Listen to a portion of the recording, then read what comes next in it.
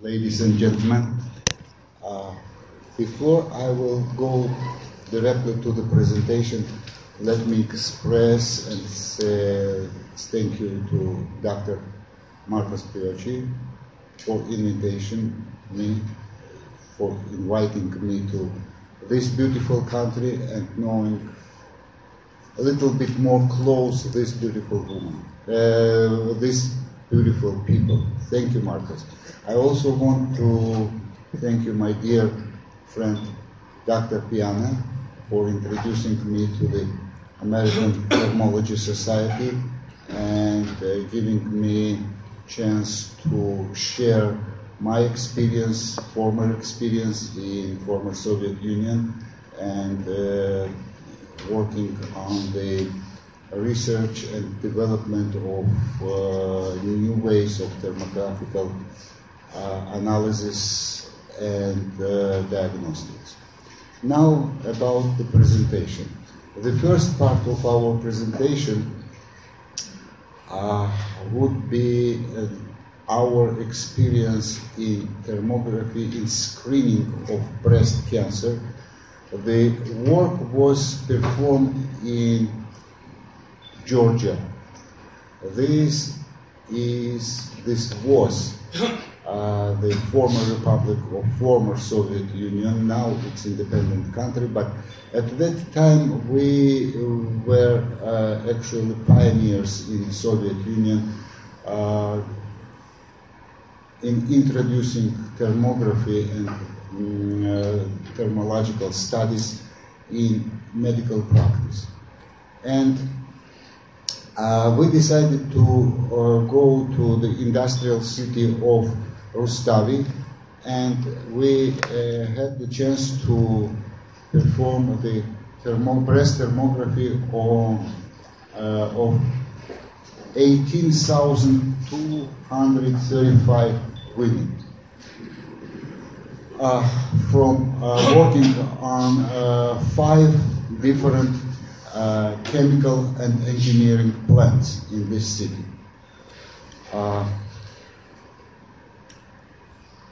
Now let me give you some background. On this slide you see the content of this presentation.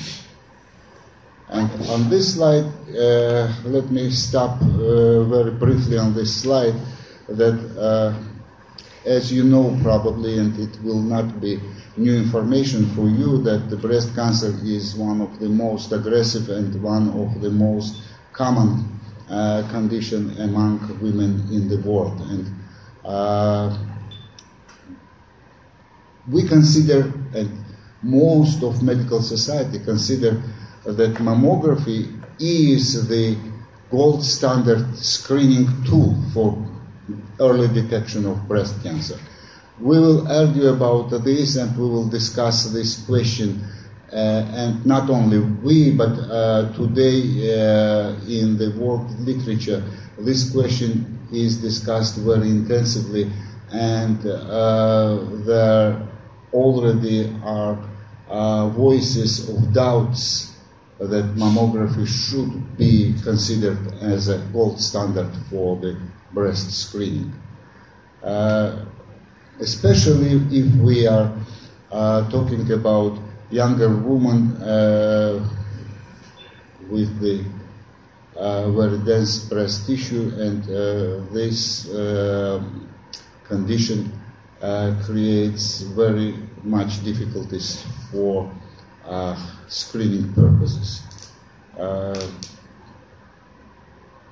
For example, as you see on this slide, the prevalence of dense breast in 50% of women up to age 50 years old, and 30% of dense tissue in women who are older than 51. Of course, you know that there are other possibilities of screening, breast screening, and one of these tools is thermography. Why? what are pluses of this method. Pain-free, very fast. In comparison with other methods, very low cost. Pretty high sensitivity.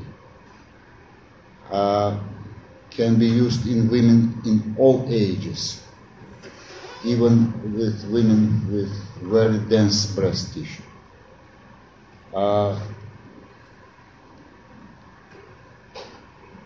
Because the sensitivity of the method is pretty high, it can be observed in temperature spectrum. And average size of tumors undetected by thermography is 1.28 centimeters, while by mammography 1.66 centimeters. You know, and this is the significant difference. Maybe when we show on our fingers 1 or 2 centimeters is not big difference, but for these purposes, for screening purposes and for the further results of treatment, this difference is very significant and very sensitive. What was our study population? As I told you, 18,235 women. We divided them into 2 groups. The first group from age 20 to 50, 14,632 women, and age 51 year old and up, 1,603 women. On this slide you also see the division of women by giving birth or nulliparous, with regular menstrual cycle, irregular menstrual cycle, or menopause. For example, in group 2, all women who were up than 55 years old were in menopause. And on the first group with regular menstrual cycle, we had 11,875 women, and with some menstrual irregularities in 1,521 women. We performed thermography for these women in 3 positions.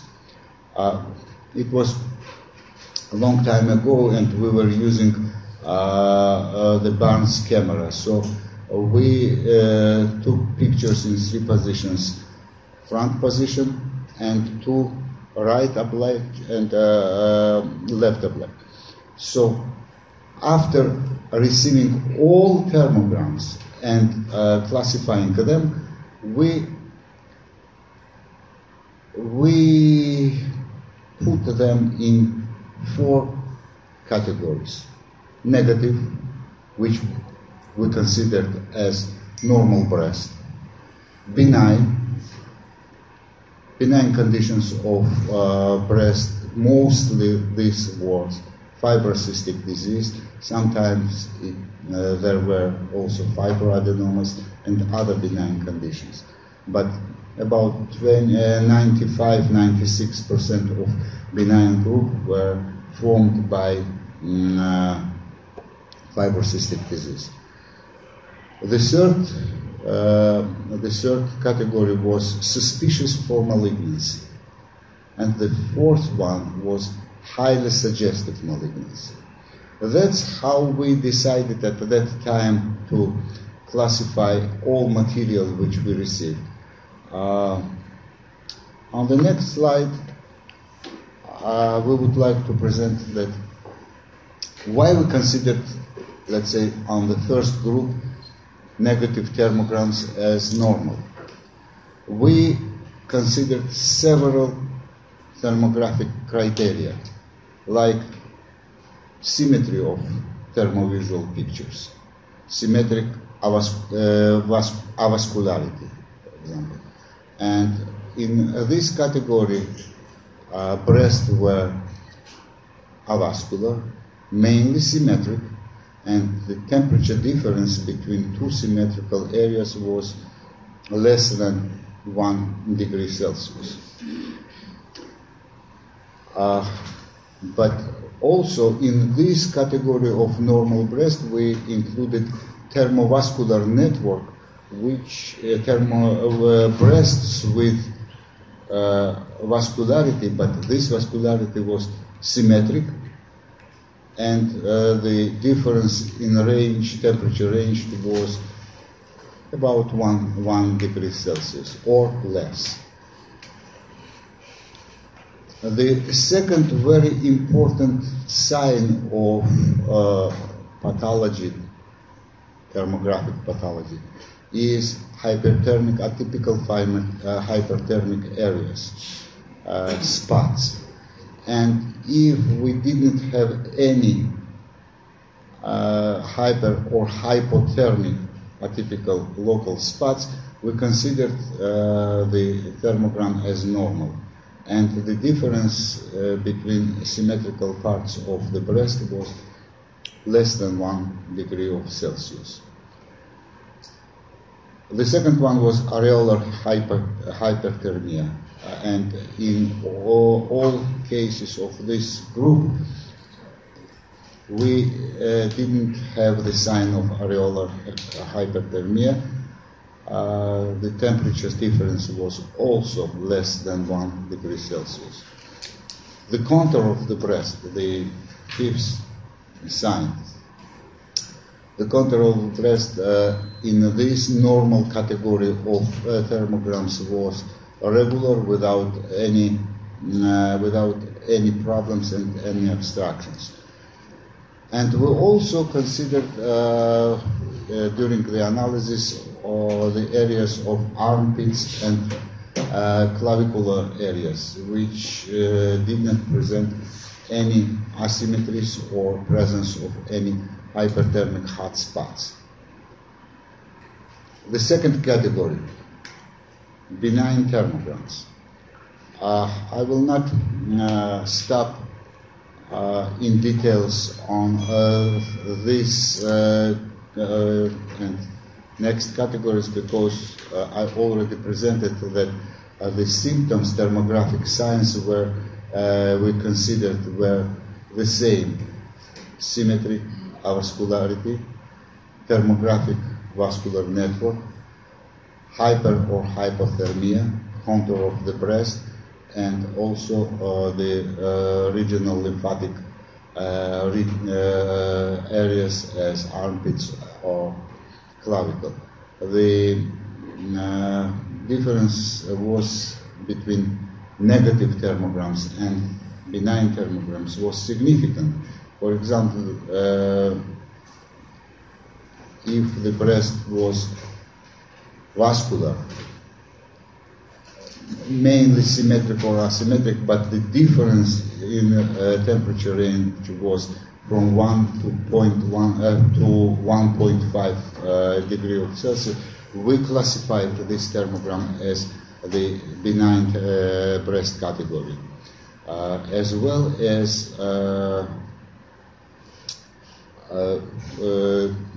the difference in symmetric avascularity.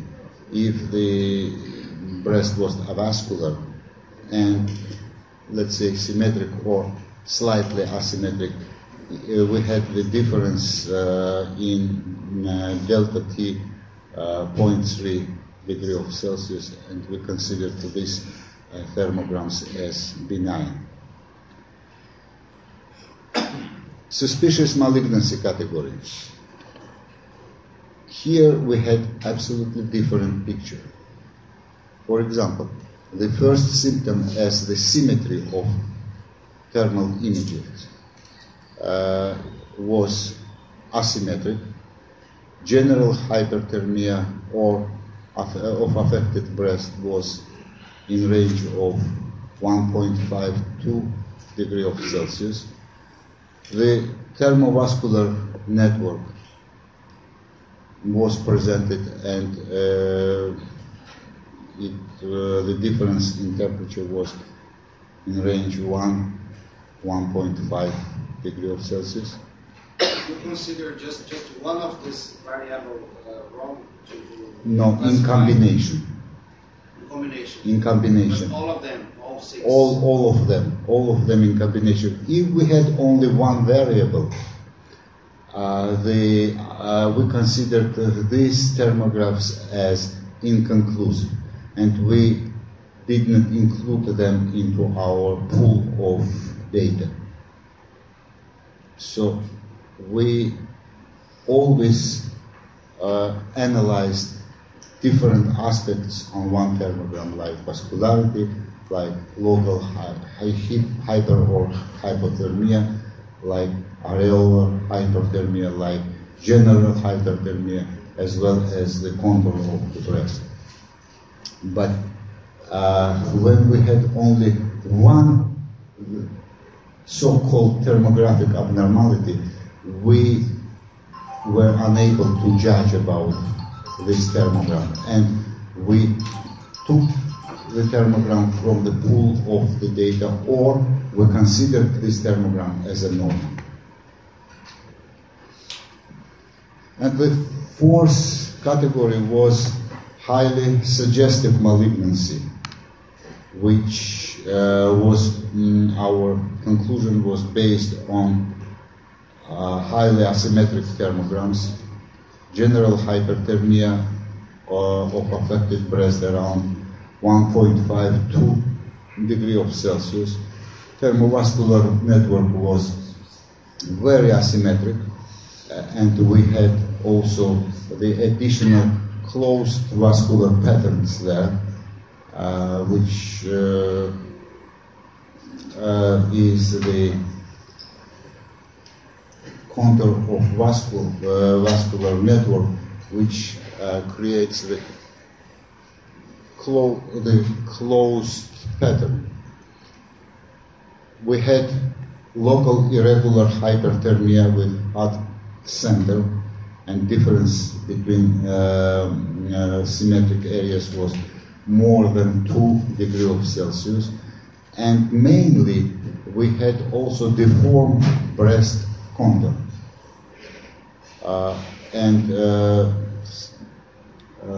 The areas of original lymph nodes were also pretty high, more than 1 degree of Celsius. So here on this slide, you see that in these 18,235 women, 10,669 women, which was 58.5%, were in category of negative, normal. Benign category was 37.5%. And as I told you, mostly there were women with the fibrocystic breast condition. Suspicious malignancy, 2.7%, 492 women. And highly suspicious, 1.3%, or 236 women. Altogether 100%, 18,235 women. Now, okay, we have thermograms, we had our judgment of thermogram, but what was the proof that we are right or wrong? What was the verification? At that time, we had the ability of clinical verification, sonographic verification, mammographic verification. And also in cases of suspicious and highly suggestive for malignancy thermograms, we were used for verification, we used the cytology method. On this slide you see that by clinical verification, diagnosis was confirmed in 92.7%. In 7.3%, clinical verification rejected the thermographic diagnostic. Sonographic verification confirmed the thermography analysis and thermographic diagnosis in 91.4% and rejected it in 8.6%. And by mammography, thermographic studies were confirmed in 85.9% and rejected in 14.1%. Pretty close range of numbers by these three methods of verification.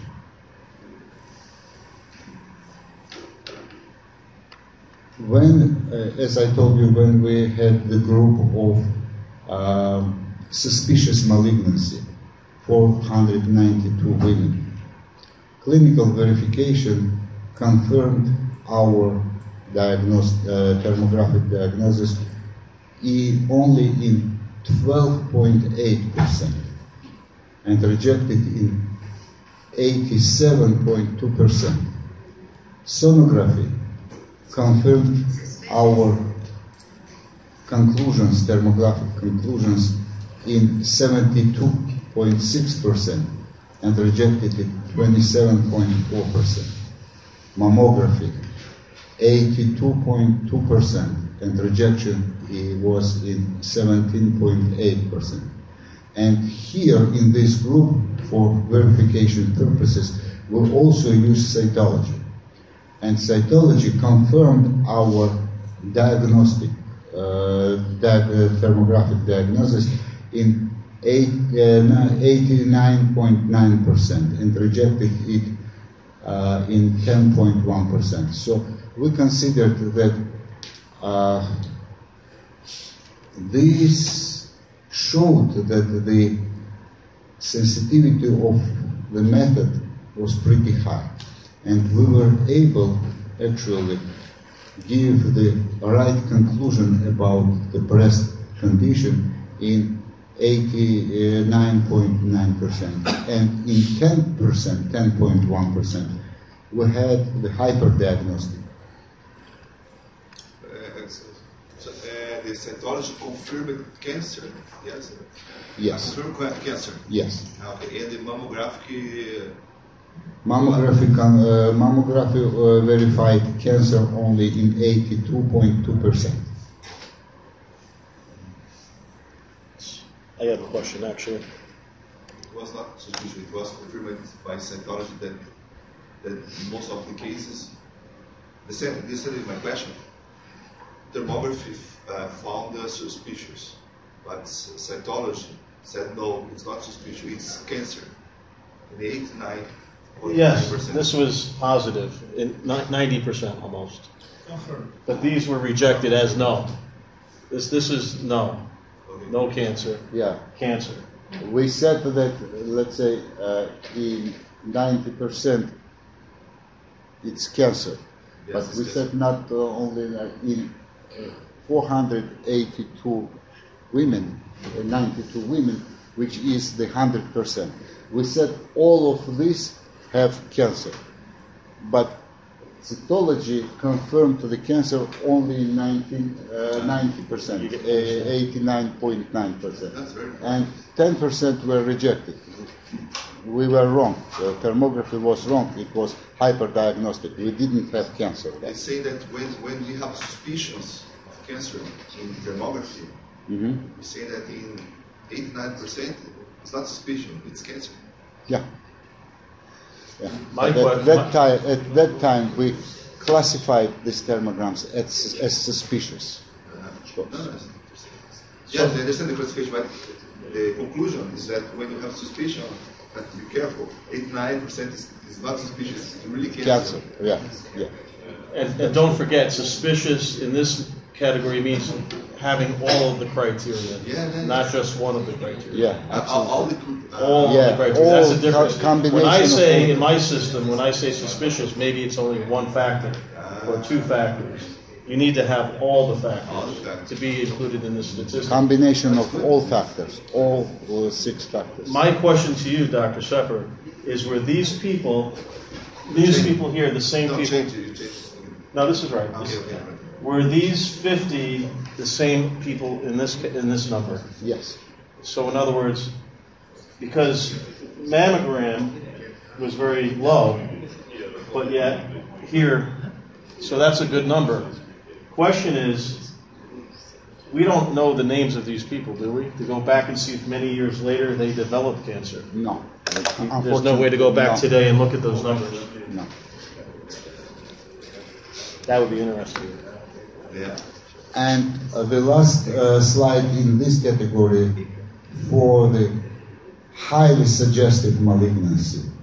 You see that cytology in this situation proved to be diagnosed in 91.7% and rejected only in 8.3%, which means that hyperdiagnostic, we had hyperdiagnostic in this category, this group of patients, which was 236 patients, only 8.3%, which is pretty reasonable percentage, and our data didn't show so high percentage of hyperdiagnostic, which was presented by other authors.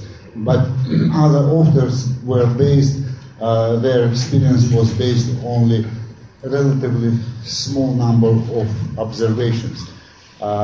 We think that the more than 18,000 women is pretty reasonable amount of observation to make the conclusion about rightness of these numbers. And the other interesting thing is that 5 women did the cytology, but not indicated by the mammograph, but by the ultrasonography. Understand? Because you have 211 that did the mammographic verification. Yes. And you have 260 that made this cytology. It means that you have 5 cases that the cytology was indicated by the ultrasound. Yes. Ultrasound, yes. Yes. Yes. Mammography indicated only 211 cases. And the diagnosis of breast cancer was rejected by mammography 10%. But cytology showed that in 216 cases, so 5 cases more, there was the breast cancer, which was not detected by mammography. This is awesome.